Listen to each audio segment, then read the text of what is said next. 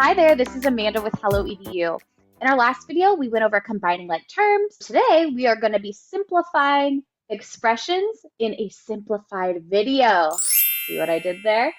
We're going to focus just on the key steps, and hopefully this will help you learn how to simplify expressions quickly. We will take a messy expression like this and turn it into a neat simplified version like this. Let's review what an expression is. Expression is a math sentence with no equal sign. 2x plus 5, yes, that is an expression. 3a plus 4b minus 7, that's an expression. But what about 2x plus 5 equals 10? Dun, dun, dun. We see an equal sign, so no, that is not an expression. Let's remember our steps. We're going to find like terms. Terms would be our x's.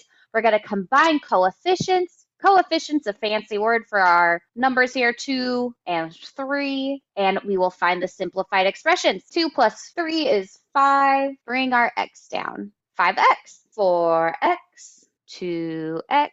Perfect. 2 plus 4, we have our 6x.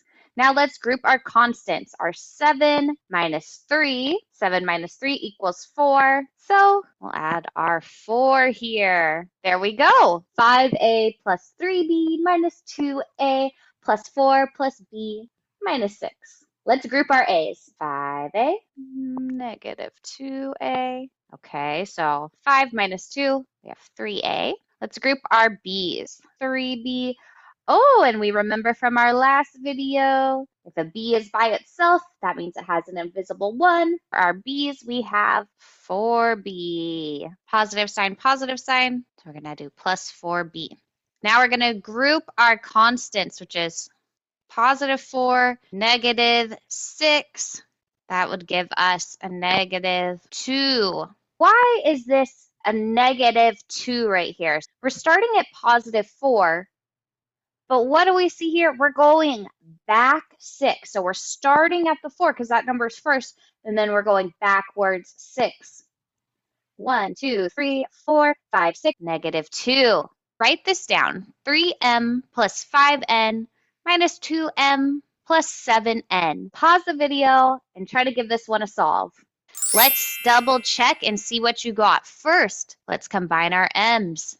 3m, negative 2m. Would we put 1m? No, no, no. Invisible 1. So we would just be left with m plus 5n plus 7n. Okay, 5 plus 7 equals 12n. We should end with m plus 12n. Great job today on simplifying expressions. For extra practice, check the description below. I've included a bonus problem for you to try. Solve that, leave your answer in the comments, and I will respond and give you feedback. Next time, we're going to take these simplified expressions and then use them to solve equations. Make sure you're subscribed to stay updated on that. If you want more support or other resources, you can visit me at helloedu.org. Thank you so much for watching, and I will see you in the next one.